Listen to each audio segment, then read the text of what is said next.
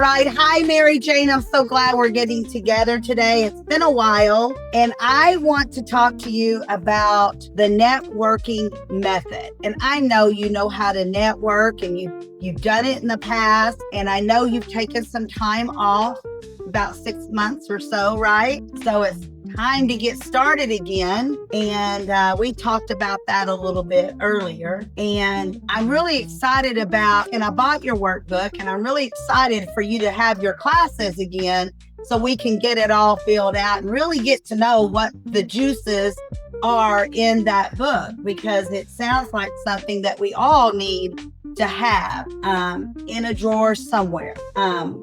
So I know that you're a grieving support coach, and you have your workbook and book, your regular book. How much would you like to, I know you're moving, so how much would you like to make in the month of October to make you happy? How much money would you like to make? High in the sky, I'd like to make 10 grand. So let's say 20 grand. How's that? Okay. All right. Just so that we can, all right, 20,000. And that's in the whole month. And how much do you usually charge for your classes? I have your clients. What's your high-end offer? That's what I need to know, so that we can really map out what we need to do to get this to happen for you. $497 is my highest. That is your highest, $500, Correct. Yep. All right. So that's what we're going to focus on, because we need to know how many classes we need to sell so that you can make that 20,000, correct? Yes. You're with me? Awesome. Yeah, awesome. Yeah. I'm so glad you're with me, because a lot of people miss that point. You can't just say you want to make 20,000, right? You got to know where it's coming from, how you're going to do it. I've done that. So what we can do is say that whatever the class regularly is, so now it's $500, you want to make 20 grand. Perfect. I love that idea. So we know we have to have several clients to do that. Who do you usually work with? Is it men and women? No, my primary client, my ideal client, has been women 40 and older.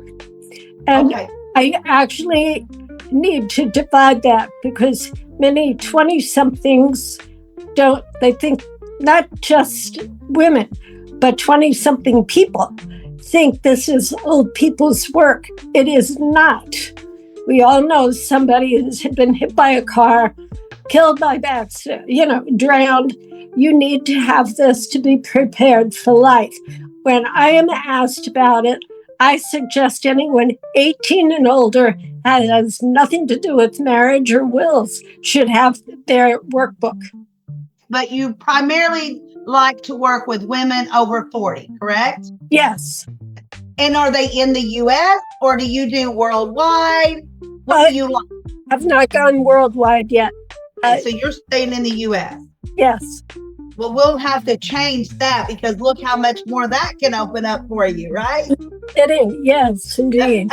And that's the beauty of being able to do Zooms. If you want to do Zooms, then that's the beauty of it. So I'm glad to hear about that. And now, so is there any other criteria that you like to have or work with? Women over 40 U.S. And criteria over 40 U.S. Predominantly educated. It's tough to speak to the level, and this sounds awful. There is no way to discern, but educated people who understand the necessity of this.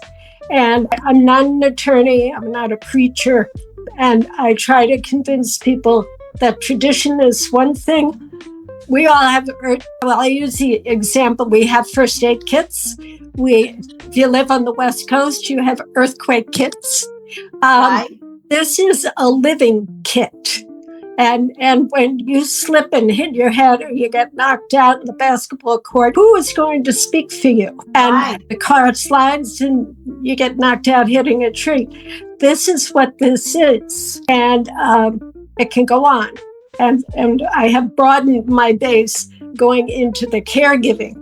So I will be revising my workbook to add a caregiving profile. Who will caregive for you? Oh, that's awesome. Yes. That's a really big decision when you get to that state in your life where you need the caregiving help. Well, how is the caregiver taken care of? You might not know you need it. Yes. So there's a whole page will be in there on that. That's awesome. Ahead.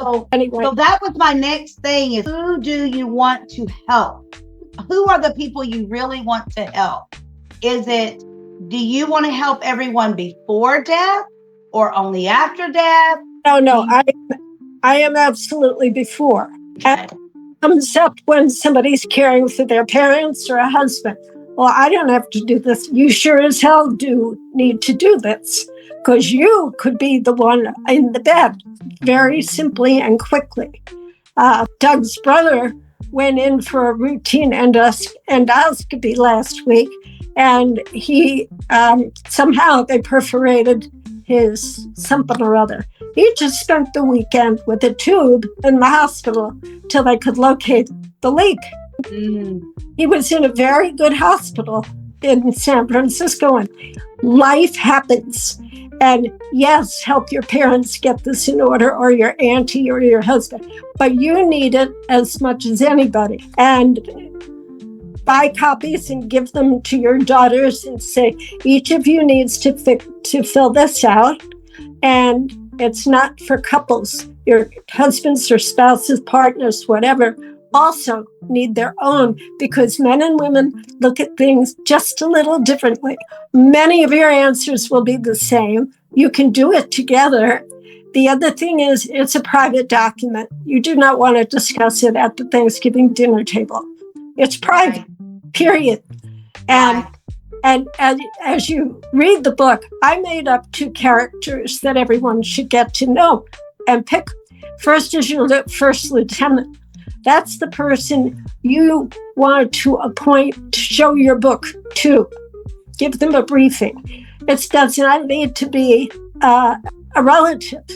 Be like your best friend or the lady next door. I've been very close with my neighbors many times. They know more about me than any else, but so trustworthy. And just to say, here's the book. This is what she has told me about. This is where LaDonna left her instructions on how to fix the washing machine, how to start that car in the cold weather. It's the little things we keep in our heads that no one else knows about. Well, and that brings up a good point, Mary Jane, because just while you were talking, if my husband ever walked into the bank, number one, they would know that I was dead as soon as they figured out who he was, because he hasn't walked into that bank since he signed the signature card 1,000,000 years ago when we opened the account. He would figure it out. He knows what bank we bank at, so he would figure it all out, but it's going to take him time. He doesn't even know the password into our bank account. However your marriage goes, you might need a second book. I'll give it to you. Yes, absolutely. I need to fill out that book and write all of that down for him, because he would never know what they were. He would figure it out. He's a smart man, but he's going to have a lot of other things to sort through. Well, do yours first. Yes, I'm going to do mine first. Yes. But if he's going to sit there and be snarky and make remarks, absolutely do yours first. Yes. Say, this isn't just for you. And for anyone who has their feet dug in, well, I'm only 30-something. Or I'm not going to do this. It's a bad omen. It's got bad juju. It is not for you or him. It is for family. Yes. So do us a favor.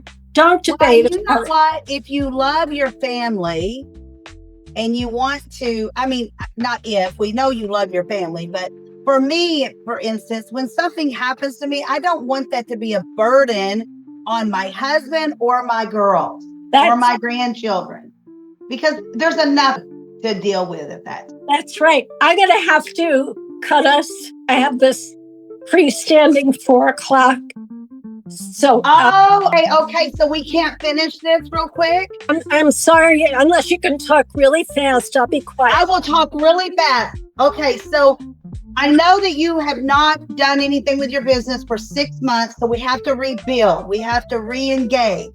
So what do you think we can do to get you noticed, to get you back into the hot seat so people know? Do you think Facebook groups would do that? My first and most important is to launch my newsletter on LinkedIn. And the classes and the books are one element of my business. The next I want to push out the door equally as fast, but it's a little more involved, is my podcasting, Caregiving for Caregivers. So my newsletter is called The Caregiver's Compass. I want to get that. And anyway, that's. And how about on Facebook? Are you doing it? Would you be doing anything on Facebook? Minimal effort on Facebook. I will put things occasionally for my classes. But okay. But how about because I know a lot of times networking groups are good to be in. And I know there's 2 that's around your new area you're going to at Long Island. There's one called Changing the Conversation Around Death and Dying. It's an online group. And then there's another one. Get this, the name of this one, The Dinner Party. That's cute. That's what it's called, The Dinner Party. And those are all around the Long Island area when I did my search. And do you think you would have, and I'm rushing this because I know you're running out of time, would you have a hot list? And what a hot list is 20 names of people that you could reach out to that would be interested in your podcast, in your newsletter, with your classes and selling your book and work.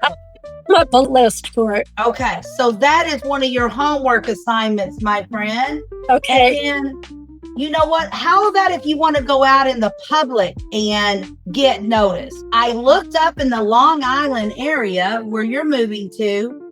There's a group called Community Grief Group, and it is an in-person. And then there's another in-person. It's called the Middle Country, and it's called a public library. Oh, okay. Yeah. So all of those.